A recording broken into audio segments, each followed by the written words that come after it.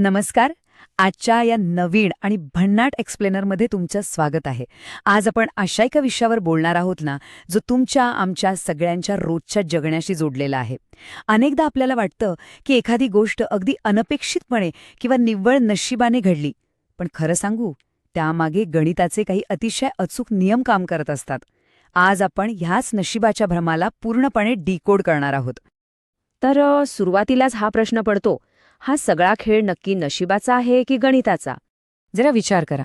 मुंबईच्या वानखेडे स्टेडियमवर एक अतिशय चुरशीची क्रिकेट मॅच सुरू आहे. बॉलर अगदी वेगात बॉल टाकतोय. आता त्यावर खणखणीत चौकार लागणार की बॅट्समन आऊट होणार? किंवा अगदी साधं उदाहरण घ्या, हवेत नाणं उडवल्यावर हेड येणार की टेल? अशा वेळी जो ताण असतो ना, तो आपल्या सर्वांनाच माहितीये. पण तुम्हाला माहितीये का, या अनिश्चिततेमागे एक खूपच सॉलिड शास्त्र दडलेलं आहे. आणि हेच शास्त्र समजून घेण्यासाठी आपण पाहणार आहोत प्रायिकता म्हणजेच प्रॉबिलिटीचं एक अगदी सोपं सूत्र. आता तुम्ही म्हणाल, ही प्रायिकता म्हणजे नक्की काय भानगड आहे? तर थोडक्यात सांगायचं झालं तर एखादी विशिष्ट घटना घडण्याची शक्यता नक्की किती आहे याचं मोजमाप करणं म्हणजेच प्रायिकता. सोप्या भाषेत सांगायचं तर हे एक असं भन्नाट टूल आहे जे कोणत्याही अनिश्चित गोष्टीला एका ठोस संख्येत किंवा आकड्यात मांडून दाखवतं. आणि हे कॅल्क्युलेशन करणं किती सोपं आहे माहितीये? तुम्हाला फक्त 3 सोप्या पायऱ्या लक्षात ठेवायच्यात. पहिली स्टेप, तुम्हाला अपेक्षित असलेली अनुकूल घटना कोणती आहे ती ओळखायची. दुसरी स्टेप, एकूण किती घटना घडू शकतात ते पाहायचं. आणि तिसरी स्टेप, त्या अपेक्षित अनुकूल घटनेला एकूण शक्य घटनांनी भाग द्यायचा. बस, काम झालं.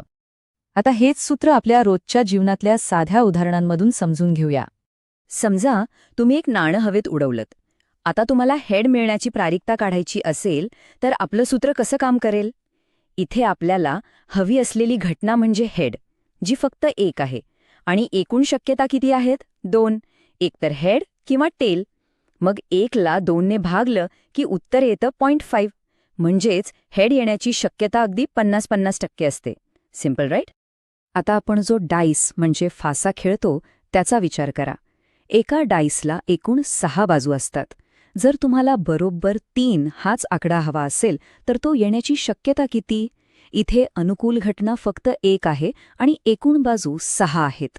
म्हणूनच 3 येण्याची प्रायिकता ही थेट 1/6 इतकी असते. आता पत्त्यांच्या खेळाचं उदाहरण बघा. प्रवासात किंवा सणासुदीला आपल्याकडे पत्ते हमखास खेळले जातातच. पत्त्यांच्या एका कॅटमध्ये एकूण 52 पत्ते असतात. त्यातून एकाच प्रयत्नात एक्का काढण्याची शक्यता किती बरं असेल? कॅटमध्ये एकूण 4 अक्के असतात. म्हणजे अनुकूल घटना 4 आणि एकूण घटना 52. सूत्रानुसार 4/52. याला सोपं केलं तर उत्तर येतं 1/13. म्हणजे 13 प्रयत्नांमागे 1 वेळा एक्का हाती लागण्याची शक्यता असते. बरं, हे सगळं फक्त खेळांपुरतं मर्यादित नाहीये बरं का. खऱ्या जगात या प्रायिकतेचे खूप मोठे वापर आहेत. अगदी इन्शुरन्स म्हणजेच विमा क्षेत्र असू दे, स्पोर्ट्स असू दे, गेम्स आणि कॅसिनो असोत, किंवा मग आजचं अद्ययावत डेटा सायन्स आणि हेल्थ सेक्टर, या सर्व मोठ्या आणि महत्त्वाच्या क्षेत्रांमध्ये हीच प्रायिकता एक छुपे इंजिन म्हणून काम करत असते. आणि याच आधारावर अत्यंत महत्त्वाचे निर्णय घेतले जातात. उदाहरणच द्यायचं तर विमा कंपन्यांचं काम कसं चालतं ते पाहूया. विमा कंपन्या निव्वळ नशिबावर चालत नाहीत, त्या गणितावर चालतात. एखाद्या व्यक्तीचा अपघात होण्याची शक्यता किती आहे याचं अतिशय अचूक गणित याच सूत्राने काढलं जातं. आणि मित्रांनो, त्यावरूनच विम्याचा हप्ता म्हणजेच प्रीमियम ठरवला जातो. नुसतंच इन्शुरन्स नाही तर हेल्थ आणि डेटा सायन्समध्येही अगदी हेच गणित वापरलं जातं. एखाद्या व्यक्तीला ठराविक आजार होण्याची शक्यता वर्तवणं असो किंवा आजच्या काळात आपण जे कॉम्प्लेक्स मशीन लर्निंग मॉडेल्स वापरतो, या सगळ्याचा मूळ पाया म्हणजे हीच आपली प्रॉबिलिटी किंवा प्रायिकता आहे.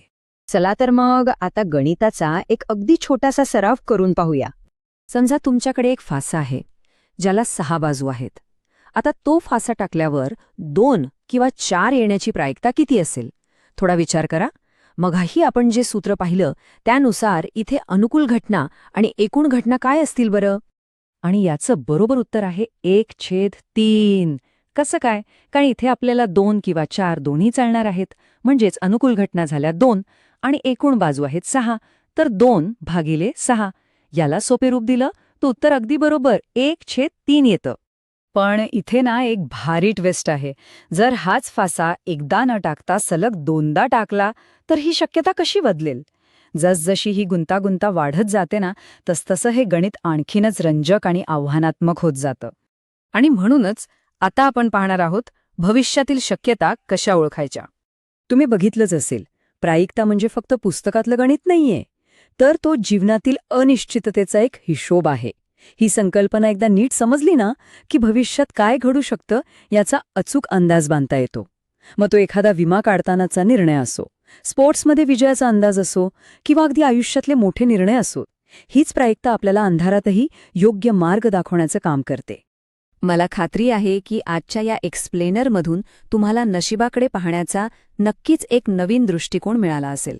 जर तुम्हालाही निव्वळ नशिबापेक्षा गणितावर जास्त विश्वास ठेवायला आवडत असेल तर या चॅनलला नक्की सबस्क्राईब करा आणि जाता जाता एक विचार नक्की करा.